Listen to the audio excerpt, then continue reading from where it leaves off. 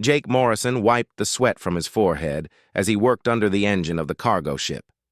The metal was hot, and the air smelled like burning oil. He had been fixing ships for 10 years, but this job felt different. Something was wrong on the new frontier. For weeks, Jake had heard strange sounds coming from the lower cargo holds. At night, he heard scratching and what sounded like crying. When he asked Captain Vextar about it, the lizard-like alien just hissed and told him to mind his own business. Yesterday, Jake had seen something that made his blood run cold. Through a crack in the cargo door, he saw metal cages. Inside the cages were creatures he had never seen before. They glowed with soft light, and their eyes looked sad and afraid. Some were small like cats, others were as big as horses. All of them looked sick and hurt. Jake knew what he was seeing. These aliens were smuggling rare animals. It was against every law in the galaxy. The penalty was life in prison or worse. That morning, Jake made his choice. He walked to the bridge where Captain Vextar sat in his command chair. The captain was 7 feet tall with green scales and yellow eyes that never seemed to blink. Next to him stood Krill, his first mate. Krill looked like a giant insect with 4 arms and black eyes. "Captain," Jake said, trying to keep his voice steady, "we need to talk." Vextar turned his head slowly, his mouth open to show rows of sharp teeth. "What do you want, human?" "I know what you're carrying in the cargo hold," Jake said. "Those are living creatures. You're breaking the law." The bridge went quiet. The other crew members, all aliens, stopped what they were doing and stared at Jake. He could feel their eyes on him like cold knives. Krill made a clicking sound that Jake knew meant laughter. "The human thinks he can tell us what to do." "I'm not telling you what to do," Jake said. "I'm telling you what I'm going to do. When we reach the next station, I'm reporting this to the authorities." Captain Vextar stood up slowly. He was much bigger than Jake, and his claws were as long as fingers. "You will do no such thing, mechanic." "Yes, I will," Jake said. He took a step back but kept his eyes on the captain. "Those creatures are suffering. Some of them are dying. This is wrong." "Wrong?" Vextar laughed, a sound like rocks grinding together. "You humans are so weak, so emotional. You care more about animals than your own survival." "Maybe that makes us better than you," Jake said. The captain's eyes flashed with anger. He nodded to Krill, who moved faster than Jake could see. Something hit Jake in the back of the head and everything went black. When Jake woke up, he was lying on hot sand. His head hurt and his mouth was dry. The sun above him was not the yellow sun of Earth, but 2 white stars that burned like fire in a purple sky. The heat was terrible, like being inside an oven. Jake tried to sit up and felt metal around his wrists. Energy shackles held his hands together in front of him. The metal was warm and hummed with power. He had seen these before. They were designed to hold prisoners and would shock him if he tried to break them. He looked around and saw nothing but desert. Red sand stretched in every direction.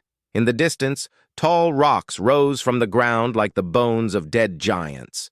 There were no trees, no water, no signs of life anywhere. Behind him, he heard the sound of ship engines. Jake turned and saw the new frontier lifting off into the sky. As it rose higher, he heard Vextar's voice coming from a speaker somewhere in the sand. "Goodbye, mechanic," the captain said. "Zarion Prime is a wonderful place to die. The heat will kill you in 2 days. Maybe 3 if you're lucky. No one will come looking for you here. This planet is not on any star charts." The ship disappeared into the purple sky, leaving Jake alone in the desert. Jake looked at the small water bottle they had left him. It was half empty and would not last long in this heat. They had also left him his tool belt, probably as a cruel joke. What good were tools when you were going to die of thirst? The sand burned through his clothes as he sat there. He could feel his skin already starting to burn under the twin suns. The aliens were right.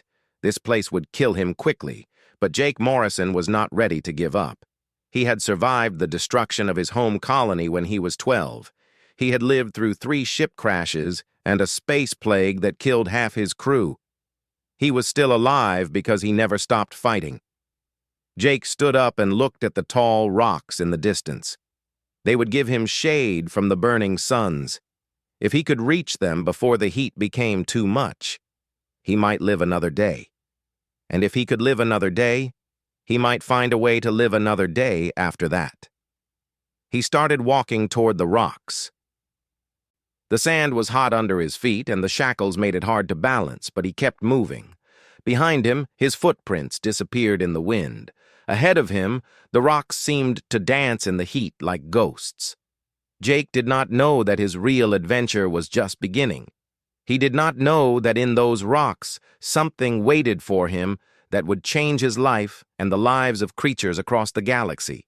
All he knew was that he would not die here. Not today. The walk to the rocks took Jake 3 hours. By the time he reached them, his water bottle was empty and his lips were cracked and bleeding.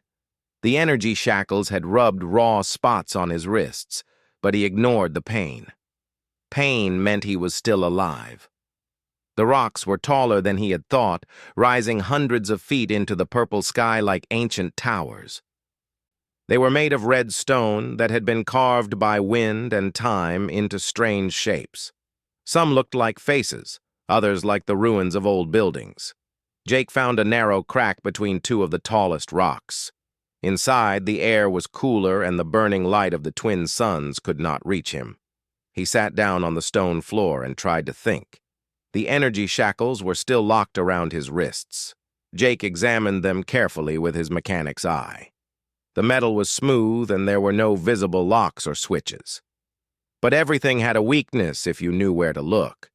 Jake remembered learning about these shackles in prison tech class. They used a thermal lock system. If the metal got too hot or too cold, the circuits would reset for a few seconds. In that short time, someone might be able to break free. The rocks around him held heat from the day, but Jake knew that when night came, the desert would become very cold. If he could heat the shackles during the day and then cool them quickly at night, he might have a chance. Jake found a piece of sharp stone and began scraping it against the metal of the shackles. The friction made the metal warm, then hot. His wrists burned, but he kept going. After an hour, the metal was too hot to touch.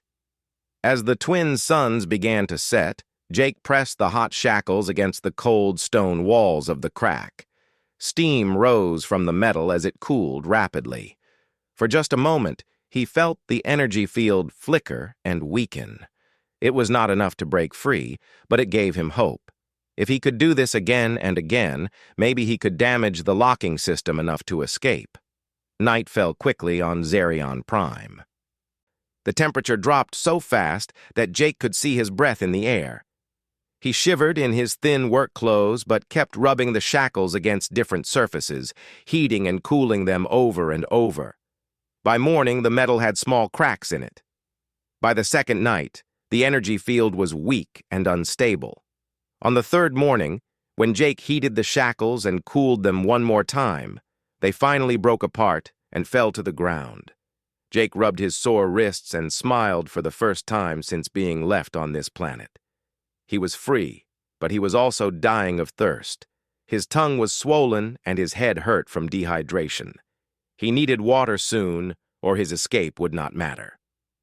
Jake began exploring deeper into the rock formations.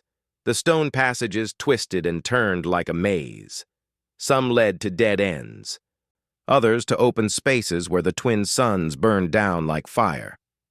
Jake stayed in the shadows and kept moving. In the afternoon of his 4th day on the planet, Jake found something that changed everything. He was crawling through a low tunnel when he saw light ahead. Not the harsh white light of the suns, but a soft, colorful glow that seemed to shift and dance. Jake emerged from the tunnel into a huge underground cave. The ceiling was so high he could not see it in the darkness above. But what made him stop and stare was what filled the cave below. Dragons. They were the most beautiful creatures Jake had ever seen. Their scales were pure white like fresh snow, but they reflected light like crystals, throwing rainbows across the cave walls. They had long necks and wings that folded against their sides like silk. Their eyes glowed with soft silver light. There were 5 of them. 4 were smaller, about the size of horses. The 5th was much larger, as big as a small ship. All of them lay on the cave floor, barely moving. They looked sick and weak. Jake could see why they were trapped. Around the dragons was a wall of crackling energy, like lightning frozen in the air. The energy field formed a perfect circle around the creatures, keeping them prisoner in their own cave. As Jake watched, the largest dragon lifted her head and looked at him. Her silver eyes met his, and suddenly Jake felt something he had never experienced before. Images flashed through his mind. Pictures, feelings, memories that were not his own. He saw the dragons flying through space between the stars, their white scales reflecting the light of distant suns. He saw them landing on planets and helping other species learn and grow. He felt their sadness as wars broke out across the galaxy, and their kind was hunted for their beautiful scales and the crystal organs in their throats that could create amazing things. The dragon in his mind was ancient and wise. She had seen the rise and fall of 100 civilizations. Her name, she showed him, was something like the sound of wind through crystal caves. But Jake thought of her as Luna because her scales reminded him of moonlight. Luna showed him more images. He saw how she and her family had come to this planet to hide from the hunters. He saw the trap that had been waiting for them, the energy field that had locked them in this cave. He felt their despair as days turned to weeks, and weeks turned to months. The dragons were dying. The energy field was slowly draining their life force. They had not eaten or drunk water in over a month. Soon they would be too weak to live, and the last of their kind would be gone forever. Jake felt Luna's surprise when she realized what he was. A human. She had heard stories of his people but had never met one. Humans were young and small and weak compared to most species in the galaxy. What could such a creature do against technology that had defeated the mighty dragons? But Jake was not thinking about what he could not do. He was thinking about what he could do. He was a mechanic. He understood how things worked and how they could be broken. Every machine had a weakness, even this energy prison. Jake walked closer to the energy field, careful not to touch it.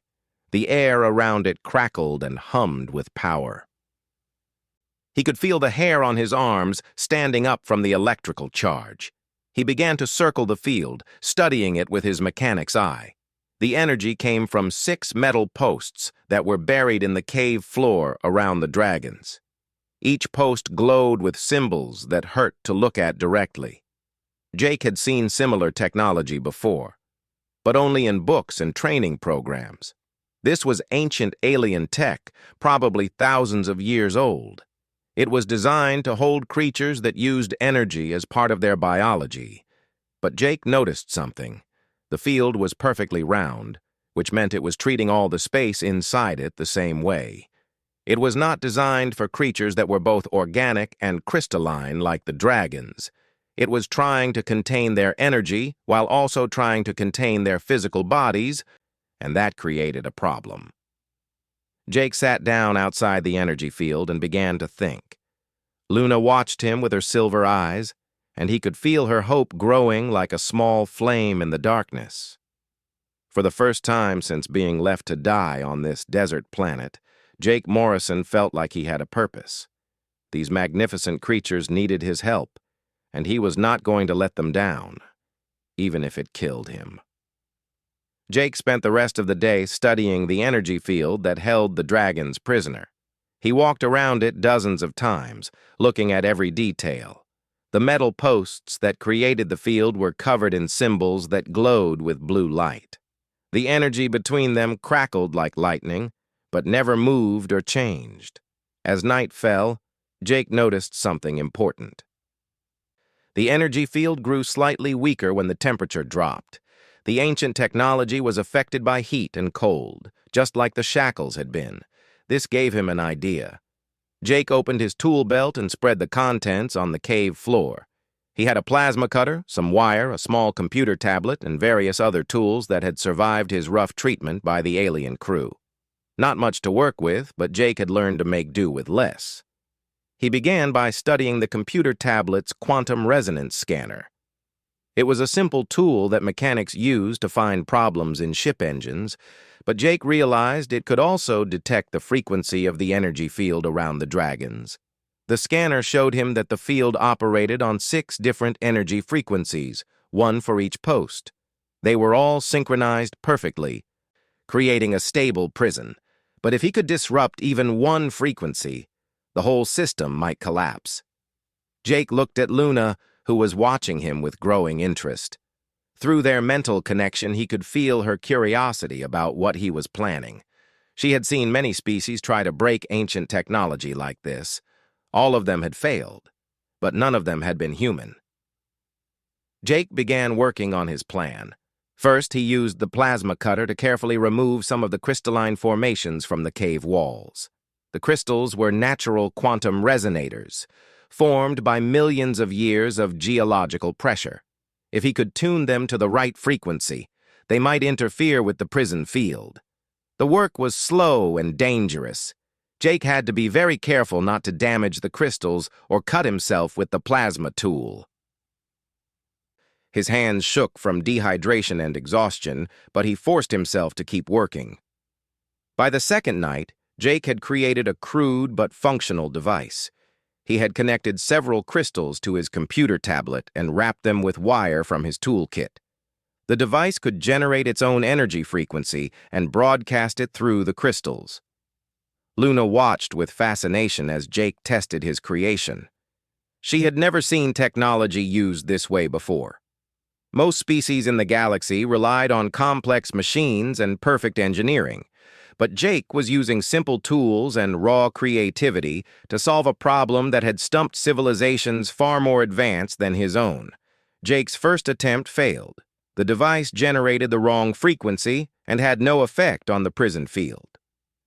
His second attempt created the right frequency, but was too weak to penetrate the ancient technology.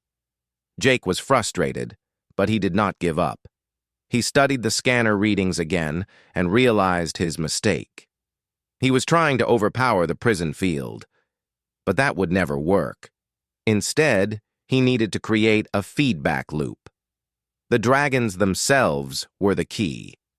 Jake could see that their scales absorbed and reflected energy in complex patterns. If he could get them to work with his device, their natural abilities might amplify his signal enough to disrupt the prison. But there was a problem. The dragons were too weak to help much, and Jake could not get close enough to them to explain his plan in detail. He needed another way. That was when Jake remembered something from his childhood. His grandmother had been deaf, and she had taught him to communicate with his hands. Maybe he could use sign language to talk to Luna. Jake began making simple gestures, trying to explain what he needed. Luna watched with confusion at first, but gradually she began to understand. Dragons were very intelligent, and she quickly learned what his hand movements meant. Through a combination of sign language and mental images, Jake explained his plan. He needed Luna and her family to synchronize their bioluminescence with his device. Their scales would act like mirrors, reflecting and amplifying the signal until it was strong enough to break the prison field. Luna understood, but she was worried. The dragons were already very weak from months of captivity. Using their abilities might drain the last of their strength and kill them. But staying in the prison would certainly kill them anyway. Luna made her decision. She shared Jake's plan with the other dragons through their telepathic connection. They would trust this strange human and give him what little strength they had left. Jake positioned his device as close to the energy field as he dared. He calibrated the frequency to match one of the prison posts and connected the power source. Then he looked at Luna and nodded. The dragons began to glow. Their white scales lit up with rainbow colors that shifted and danced like the aurora on Earth. The light grew brighter and brighter until the entire cave was filled with moving color. Jake activated his device. The crystals began to hum and vibrate, sending out waves of energy that mixed with the light from the dragon scales. The frequency bounced back and forth between the device and the dragons, growing stronger each time. Suddenly, one of the prison posts flickered. The blue symbols on its surface dimmed for a moment, then flared back to life. But Jake could see that something had changed. The post was working harder now, struggling to maintain its part of the prison field. Jake adjusted his device and tried again. This time, the feedback loop was stronger. The dragon's light pulsed in rhythm with the energy waves, creating a pattern that the ancient technology had never been designed to handle. The prison post flickered again, and this time it did not recover. The blue symbols went dark, and the energy field collapsed on one side. The dragons were still trapped, but the prison was weaker now. Jake was exhausted and dehydrated, but he felt a surge of hope. His plan was working. It would just take time and patience to disable the remaining posts one by one. Luna sent him a feeling of gratitude and amazement. In all her long life, she had never seen such determination from a creature so small and fragile. Jake was risking his life to save strangers, beings he had just met. This was something she had heard about humans but had never believed. Maybe the stories were true. Maybe humans really were different from other species in the galaxy. Jake began working on the second post. The dragons rested between each attempt, saving their strength for the next feedback loop. It was slow work, but Jake could see progress. Each post they disabled made the prison a little weaker and gave the dragons a little more hope. As he worked through the third night, Jake began to understand something important. The dragons were not just animals or even just intelligent creatures. They were something much more. Luna showed him glimpses of their true nature, their role as guardians and teachers to younger species. For thousands of years, the dragons had watched over the galaxy, helping civilizations learn to live in peace. But as wars became more common and greed overtook wisdom, the dragons had been hunted almost to extinction. Luna and her family were among the last of their kind. Jake realized that he was not just saving 5 creatures. He was saving an entire species and all the knowledge they carried. The responsibility was overwhelming, but it also gave him strength. On the 4th night, Jake disabled the 3rd post. On the 5th night, the 4th post failed. By the 6th night, only 2 posts remained, and the prison field was barely holding together. But Jake was reaching the end of his endurance. He had not eaten in days, and his body was starting to shut down from dehydration. His hands shook so badly that he could barely hold his tools.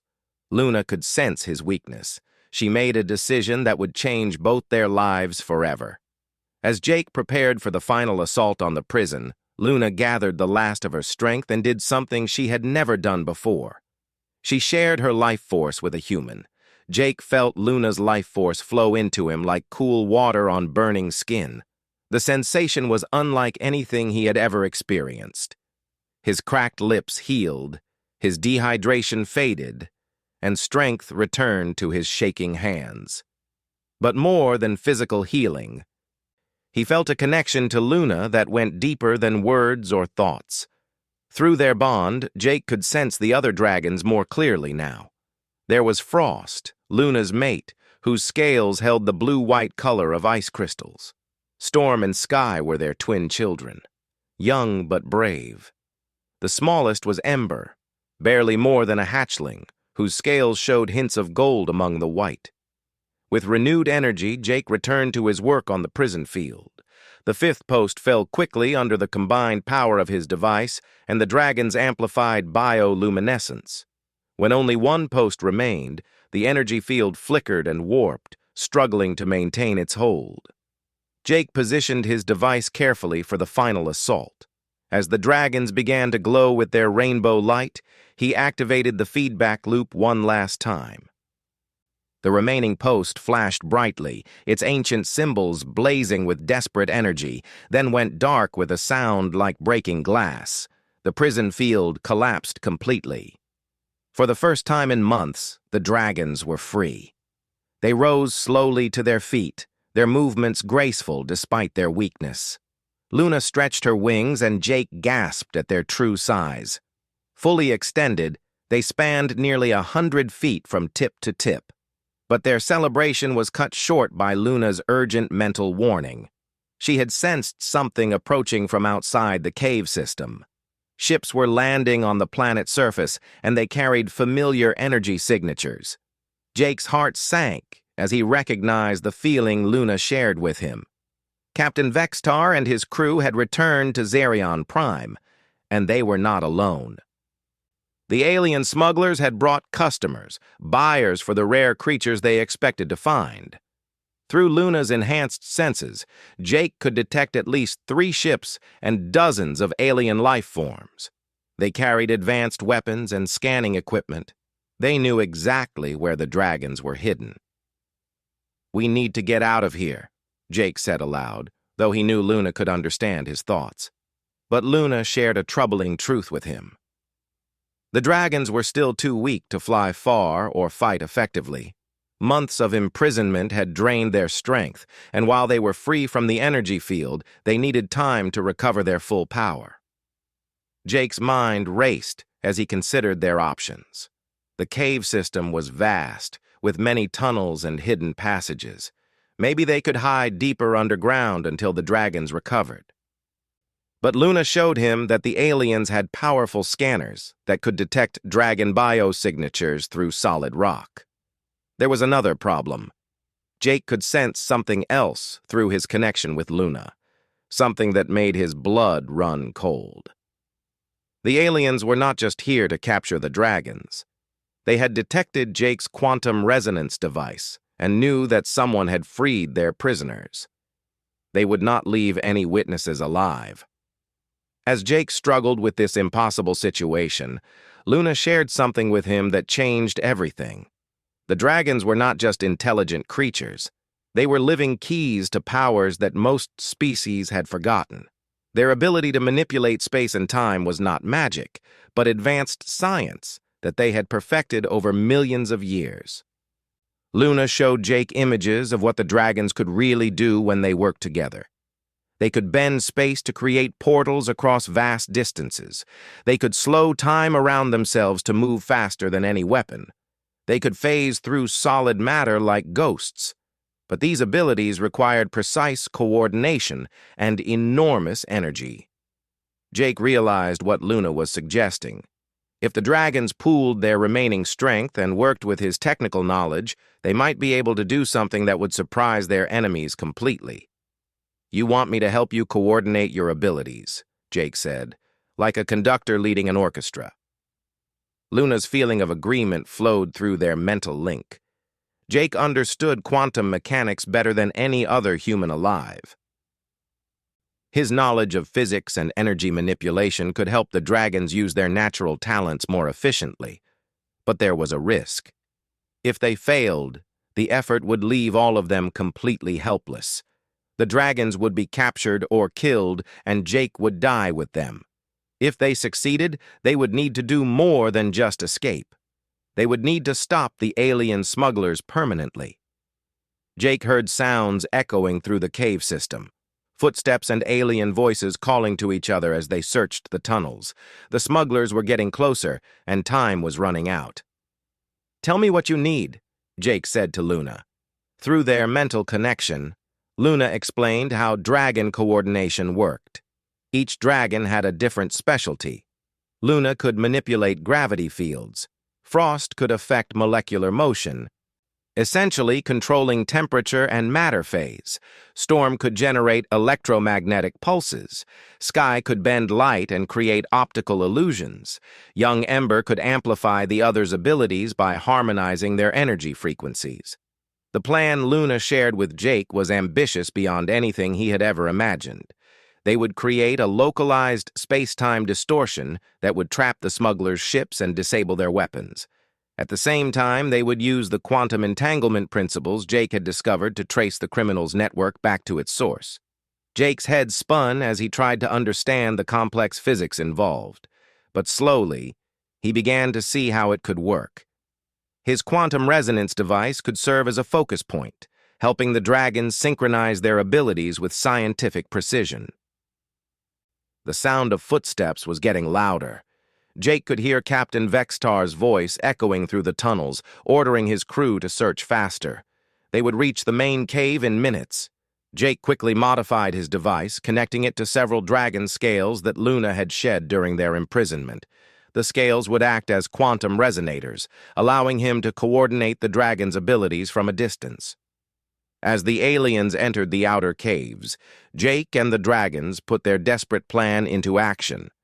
Luna began to manipulate the gravity field around the cave system, making the passages twist and loop back on themselves. Frost phased sections of the tunnel walls, creating false passages that led nowhere. Storm generated electromagnetic interference that disabled the aliens' scanning equipment. Sky bent light to create illusions of empty caves where the dragons were actually hiding. Ember harmonized all their efforts, amplifying their combined power beyond what any of them could achieve alone. Jake coordinated everything through his modified device, using quantum calculations to optimize each dragon's contribution to the overall effect. For the first time in his life, he felt like he was truly using his full potential as a human being. The aliens became confused and disoriented as the cave system seemed to change around them. Their instruments failed, their weapons malfunctioned, and their communications were jammed. What should have been a simple capture mission became a nightmare of technical failures and impossible geometry. But Jake knew this was only the beginning. The real test would come when they confronted the smugglers directly, and for that, they would need to do something that had never been attempted before in the history of the galaxy. They would need to make space and time itself their ally. Jake and the dragons emerged from the cave system as the twin suns reached their highest point in the purple sky. The heat was intense, but Jake barely felt it. The life force that Luna had shared with him protected him from the worst effects of the desert environment. Ahead of them, 3 alien ships sat on the sand like metal insects. Jake could see figures moving around the vessels, some carrying weapons, others operating scanning equipment. Captain Vextar stood near the largest ship, his green scales gleaming in the harsh sunlight. Through his quantum device, Jake could sense the aliens' confusion and growing anger. Their search of the caves had yielded nothing but equipment failures and false readings. They knew something was wrong, but they could not understand what was happening. Luna shared her plan with Jake through their mental connection.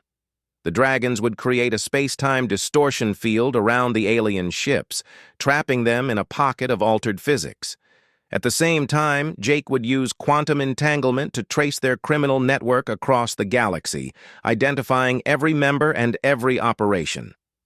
It was an incredible plan, but Jake could see the risks. The amount of energy required would drain the dragons completely.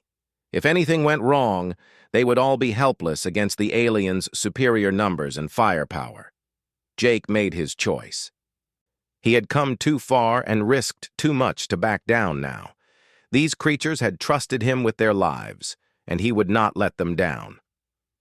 "I'm ready," he said to Luna. "Let's end this." The dragons spread out in a formation that Jake recognized from Luna's shared memories. It was an ancient pattern called the Star Guard, used by their ancestors to protect entire worlds from cosmic threats. Luna took the center position, with the others arranged around her in a perfect pentagon. Jake activated his quantum device and began the countdown. As the energy built up, he could feel the fabric of space and time beginning to bend around them. Reality itself was becoming their weapon. The aliens noticed the disturbance too late. Captain Vextar shouted orders as his instruments detected massive energy readings coming from the rock formations. But before his crew could react, the dragons struck. Luna manipulated gravity to create a field of altered space around the alien ships. Suddenly, the vessels found themselves trapped in a bubble where normal physics no longer applied. When the aliens tried to start their engines, the exhaust flames bent backward and burned their own hulls. Frost phased the ship's weapon systems, causing energy weapons to fire harmlessly into parallel dimensions where their shots could not hit anything. Storm generated electromagnetic pulses that overloaded every piece of electronic equipment the aliens carried. Sky created optical illusions that made the aliens see dozens of dragons where only 5 existed, while making the real dragons appear to be harmless mirages. Ember amplified all their efforts, turning the individual abilities into a coordinated symphony of power that no technology could withstand. Through his device, Jake coordinated every aspect of the assault with scientific precision. He calculated gravitational fields, predicted electromagnetic interference patterns, and optimized the dragon's energy output for maximum effect. But Jake was doing more than just helping the dragons fight. While they kept the aliens busy, he was using quantum entanglement principles to hack into their ship computers. The same technology that had helped him break the ancient prison now allowed him to access the smugglers' entire network. What Jake found made him sick with anger. The operation was far bigger than he had imagined. Captain Vexitar was just a small part of a criminal empire that spanned hundreds of worlds. They were not just smuggling rare animals. They were destroying entire ecosystems, driving countless species to extinction for profit. Jake traced the network back to its source and found the leaders. A consortium of wealthy aliens who collected rare creatures like art objects, never caring about the suffering they caused. They had been hunting dragons for centuries, using the creatures' scales and organs to create weapons and luxury items. But now Jake had something the criminals had never expected to face. He had proof of their crimes, locations of their bases, and most importantly, he had allies who could do something about it. Through the quantum link, Jake reached out across the galaxy to every law enforcement agency, every government, and every conservation group that might help.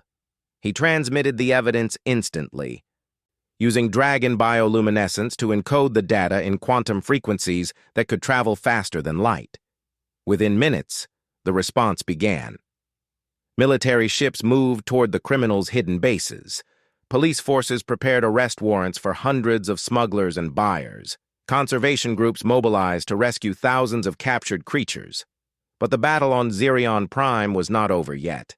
Captain Vexitar and his crew were trapped but not defeated. They had enough firepower to destroy everything within miles if they chose to go down fighting.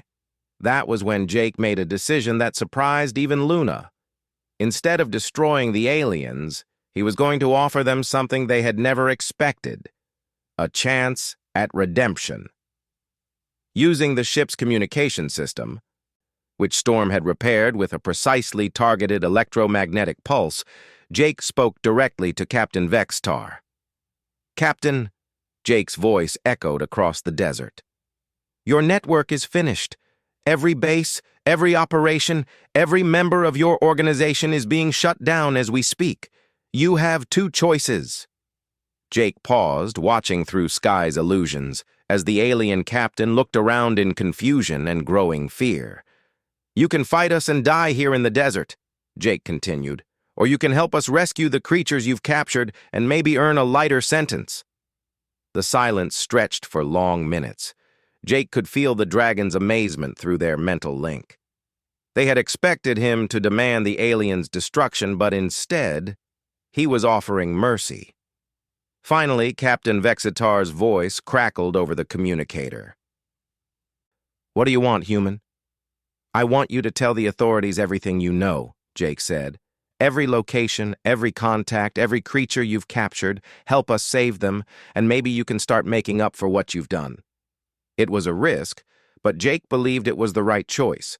Revenge would not bring back the species that had already gone extinct. Only justice and redemption could prevent future tragedies. One by one, the alien smugglers surrendered. They provided information that led to the rescue of thousands of rare creatures and the shutdown of the largest illegal wildlife trade in galactic history. Luna was amazed by what Jake had accomplished. Through their mental bond, she shared her feelings of gratitude and something deeper. For the first time in centuries, she had hope for the future of the galaxy. Jake had proven that cooperation was stronger than conflict, that intelligence could triumph over brute force, and that compassion could change even the hardest hearts. In the months that followed, Jake became known across the galaxy as the human who saved the star dragons.